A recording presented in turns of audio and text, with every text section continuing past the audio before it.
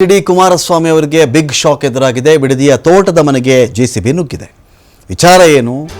ಕುಮಾರಸ್ವಾಮಿ ಅವರು ಕೇತಗಾನಹಳ್ಳಿಯ ಜಮೀನನ್ನು ಒತ್ತುವರಿ ಮಾಡಿಕೊಂಡಿದ್ರು. ಸುಮಾರಷ್ಟು ಜಮೀನು ಒತ್ತುವರಿ ಮಾಡ್ಕೊಂಡ್ಬಿಟ್ಟಿದ್ದಾರೆ ಅಂಥೇಳಿ ಅದರ ಸರ್ವೆ ಕಾರ್ಯ ಎಲ್ಲ ಕೂಡ ಆಯಿತು. ಇದೆಲ್ಲ ಆದಮೇಲೆ ಹೈಕೋರ್ಟ್ ಆದೇಶ ಮಾಡ್ತು. ಏನು ಒತ್ತುವರಿ ಮಾಡಿಕೊಂಡಿದ್ದಾರೋ ತೆರವು ಮಾಡಿಬಿಡಿ ಅದನ್ನು ಅಂತ. ಭೂ ಒತ್ತುವರಿ ಆರೋಪದ ವಿಚಾರಕ್ಕೆ ಸಂಬಂಧಪಟ್ಟಂತೆ ಕುಮಾರಸ್ವಾಮಿ ಅವರು ಕೂಡ ಮಾತಾಡಿದ್ದಾರೆ. ನೋಡ್ರಿ, ಕಾನೂನುಬದ್ಧವಾಗಿ 40 ವರ್ಷಗಳ ಹಿಂದೆ, ಇವಾಗಲ್ಲ 40 ವರ್ಷಗಳ ಹಿಂದೆ ತೆಗೆದುಕೊಂಡಂಥ ಜಮೀನಿದು. ಕಾನೂನು ವ್ಯಾಪ್ತಿಯಲ್ಲಿಯೇ ನಾನು ಹೋರಾಟವನ್ನು ಮಾಡ್ತೀನಿ. ನನ್ನ ಜೀವನದಲ್ಲಿ ಯಾವತ್ತೂ ಯಾವುದೇ ರೀತಿಯ ಅಕ್ರಮಗಳಿಗೆ ನಾನು ಎಡೆ ಮಾಡಿಕೊಟ್ಟಿಲ್ಲ. ಆದರೆ ಈ ಸರ್ಕಾರ ದಬ್ಬಾಳಿಕೆ ರಾಜಕಾರಣವನ್ನು ಮಾಡ್ತಾ ಇದೆ ಅಂಥೇಳಿ ಕುಮಾರಸ್ವಾಮಿ ಕಿಡಿಕಾರಿದ್ದಾರೆ.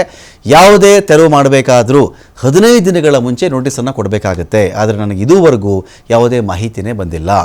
ಸರ್ಕಾರಕ್ಕೆ ನಾನೇ ಟಾರ್ಗೆಟ್ ಆಗಿಬಿಟ್ಟಿದ್ದೀನಿ ಅಂಥೇಳಿ HDK ಮಾತಾಡಿದ್ದಾರೆ.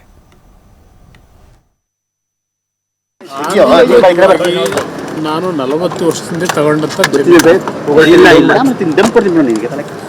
ಇವತ್ತು ನಡೀತಾ ಇರತಕ್ಕಂಥ ನಡವಳಿಕೆಗಳಿದೆಯಲ್ಲ, ಕಾನೂನಿನ ವ್ಯಾಪ್ತಿಗಳಿಗೆ ಹೋರಾಟ ಮಾಡ್ತಾರೆ. ಯಾರು ಏನು ಗಾಬರಿ ಆಗಬೇಕಾಗಿಲ್ಲ. ಆದರೆ ಒಂದು ಸತ್ಯಾಂಶಗಳನ್ನ ತಿಳಿದು ವರದಿ ಮಾಡಿ. ಇದರಲ್ಲಿ ನಾನು ಯಾವುದೇ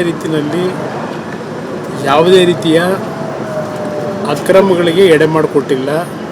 ನನ್ನ ಜೀವನದಲ್ಲಿ ಅದು ಮಾಡದೇ ಇರತಕ್ಕಂಥವನು ನಾನು ಈ ರಾಜ್ಯದಲ್ಲಿ 2 ಬಾರಿ ಮುಖ್ಯಮಂತ್ರಿಯಾಗಿ ಇವತ್ತು ಈ ರೀತಿಯ ಈ ಸರ್ಕಾರದ ದಬ್ಬಾಳಿಕೆಗಳನ್ನ ಏನು ನಡೀತಾ ಇದೆಯಲ್ಲ, ಬೆಂಗಳೂರು ನಗರದಲ್ಲಿ ಯಾವ್ಯಾವ ರೀತಿ ಲೂಟಿ ಮಾಡಿದ್ದಾರೆ. ನಾನು ಒಬ್ಬ ರೈತನಾಗಿ ಬದುಕಲಿಕ್ಕೆ 40 ವರ್ಷದಿಂದ ತಗೊಂಡಂಥ ಜಮೀನಿನ ಬಗ್ಗೆ ಈಗ ಏನು ನಡೀತಾ ಇದೆ, ಹಲವಾರು ತಪ್ಪು ಮಾಹಿತಿಗಳೇನಿದೆ, ಅದೆಲ್ಲದಕ್ಕೂ ಕಾನೂನಿನ ವ್ಯಾಪ್ತಿಯೊಳಗೆ ಉತ್ತರ ಕೊಡ್ತಾರೆ. ಒಬ್ಬ ಸಾಮಾನ್ಯ ಪ್ರಜೆಗೆ ಏನಾದರೂ ಎವಿಕ್ಷನ್ ಮಾಡೋದಾದ್ರು ಅಟ್ಲೀಸ್ಟು 1 ವಾರ 15 ದಿವಸ ಆಗ್ತಾ ಇದೆ ನೋಟಿಸ್ ಕೊಡಬೇಕು ಅಂತ ಹೇಳಿ. ನನಗೆ ಇಲ್ಲಿವರೆಗೆ ಯಾವುದೇ ಕಮ್ಯುನಿಕೇಷನ್ ಇಲ್ಲ, ನೋಟಿಸ್ ಇಲ್ಲ. SIT ಅಂತಕ್ಕಂಥದ್ದನ್ನೇನೋ ಮಾಡ್ಕೊಂಡ್ರಲ್ಲ ದೇಶದ ಇತಿಹಾಸದಲ್ಲಿ ಮೊದಲನೇ ಬಾರಿ.